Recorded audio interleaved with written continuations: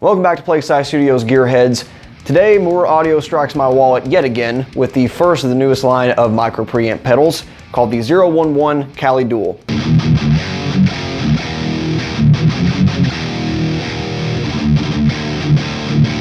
One of the earliest reviews on this channel concerned the 008 Cali Mark III, which is from Series 1 of Mooer's micro preamp pedals that they released last year in 2017. And this in particular is a model of the preamp of a Mesa Boogie Mark III.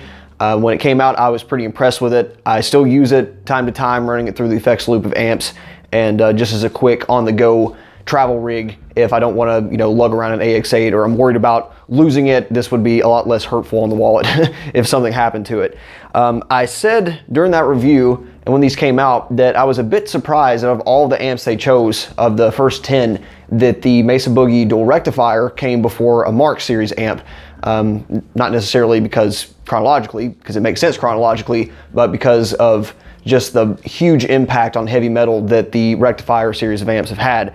And once again, Mooer have answered my wishes with the Cali-Dual. As I'm making this video, there's only 3 of the second batch of 10 that are supposed to come out this year, including the Cali-Dual, a Friedman preamp, and a Matchless Chieftain preamp. If you did catch my review of the 008, you'll see that pretty much all the same great features as this pedal have carried over to the new series as well.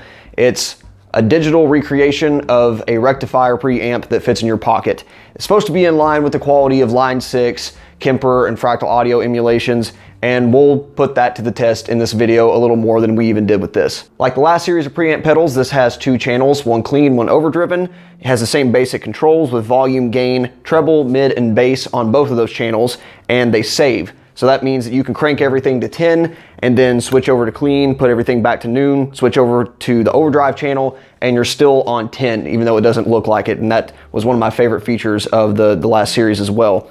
You can switch between those channels in a couple different manners. So mode 1 would actually have you bypass the entire pedal when you click this. And then you would switch your channels here on this little blue and red LED illuminated knob there. Or you can hold down the foot switch for about a second and then it'll switch into channel or mode 2 in this case. And then switching will then activate the clean or overdrive. For me, that's the more useful option, but if you're going to be daisy chaining this with, say, other preamps or preamp pedals, then you might want the bypass function for that. So really cool that you don't have to bend down and do it. You can just activate it with a simple press of the switch. The versatility of this pedal is definitely not only in its controls though, it's the way that you can use it. So the simplest signal chain would just to be use this pedal through a PA system or directly into a USB interface to record, and you can do that because this does have a built-in cab sim. When you hold down this button for a couple seconds, it will start to flash, and that means that you have a cabinet simulation applied over the preamp.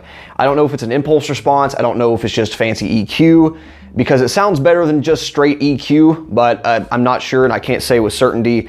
Either way, that should be, I think, your backup option. It's cool to have if you just, need a rig on the go, but using a real rectifier, I would never use it without an overdrive anyway, so this isn't really a complete setup in my mind for this particular amp. You might be able to get away with that on other amps in the series.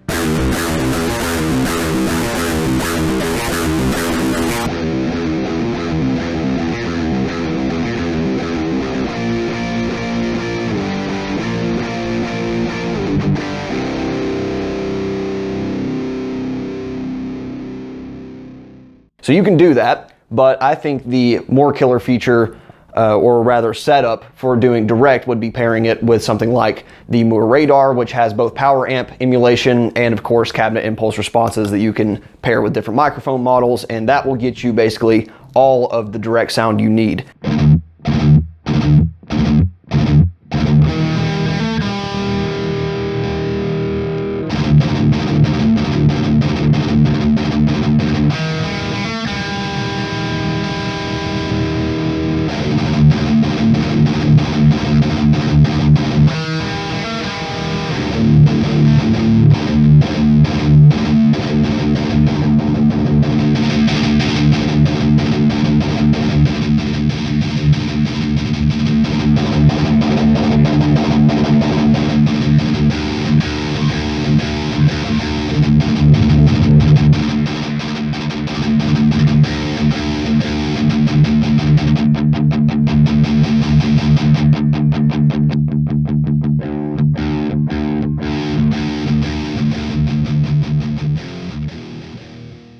Of course, if you'd rather play your pedals out loud, you can definitely do that. Just plug this through the effects loop of your favorite amp. But if you don't have an amplifier, don't panic yet, because you can get something like the Baby Bomb 30, which is a power amp pedal that will allow you to pair this with a real cabinet. And although it doesn't have quite the dynamics and top end of the of 2 power amps that I like, it is pretty damn close, and 30 watts is plenty for most scenarios as well. If you're interested in this pedal or the Radar that I showed earlier, you can check out individual reviews that I have here. Before going any further, I think it's worth pointing out that before I'd made this video, I was a little worried that this pedal was basically just going to be a re-EQ'd version of the Mark III, because I've owned stuff like the Digitech Metal Master, which supposedly you can switch between a rectifier and a Mark III sound, and it's just an EQ curve. But I can say with confidence that's not the case here. These are very different in terms of dynamics. This captures that boomy fizziness of the rectifier, and this captures the really pristine crunch of the Mark series that I love so much. So they did a really good job making them different and not making one redundant if you already own the other.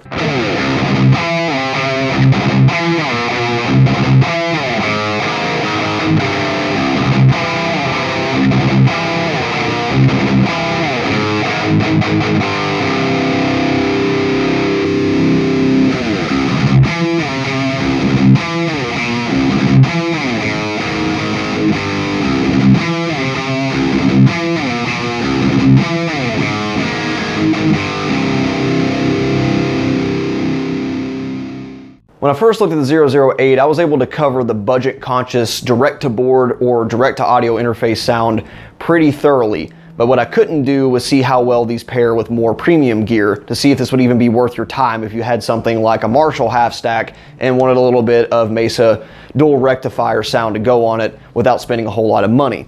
I'm now in a really fortunate position to be able to compare this to a real rectifier amp. Now this test isn't going to be perfect because that is a single rectifier, not a dual rectifier, meaning it's 50 watts and the power amp is a little different, but the preamps of that amp and the dual rectifiers of that time were pretty much identical, minus a few minor changes. So comparing the two should be able to tell us not only what series of rectifier this was modeled after, but what channel it was on. I have a feeling this was the first series on the red channel, but can't be for certain. If you have information on what they actually modeled after, I'd love to hear it.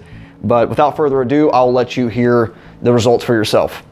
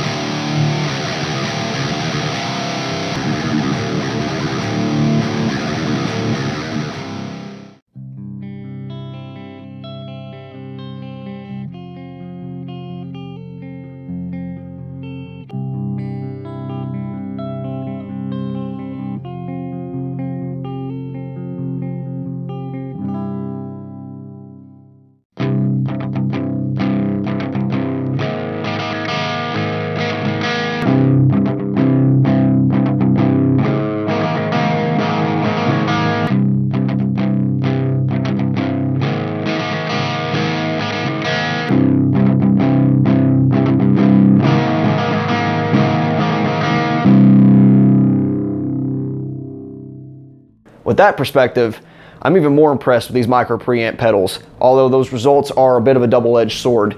So on the one hand, it's great that you don't have to break the bank to pair one of these with an already premium half stack to just, you know, get a different flavor. If you want an Engel through your Marshall or 5150 through your Mesa, you can spend $100 and get that just to jam around with or even record with if it's high enough quality for you.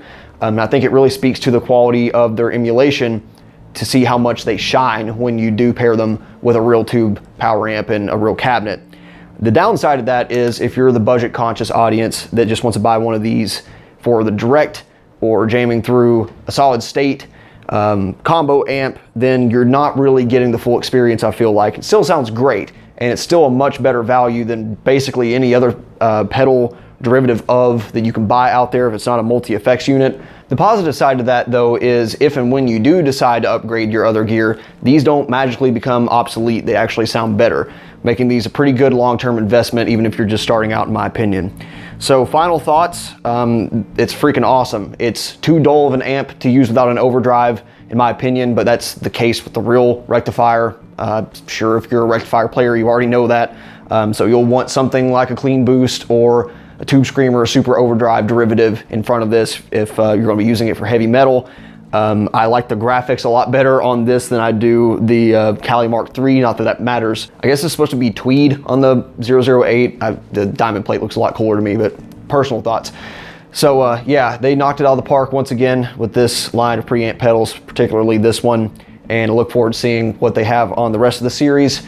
If I had to speculate, I would bet there's going to be an orange, since there hasn't been yet. That seems like a pretty big market that they're not appealing to. Other amps I really couldn't take even an educated guess on. I'd love to see something like an Ingle Savage, something Mike Fortin design would be awesome, but they couldn't capture all the gain controls and that kind of stuff. But still, looking forward to seeing what they have. And yeah, it's another killer micro preamp pedal, not surprised. So that'll about do it for today. Continue to stay tuned for more Mooer pedal reviews as they come out that interest me, and more pedal content in general. And we will see you next time. Thanks for watching. Bye.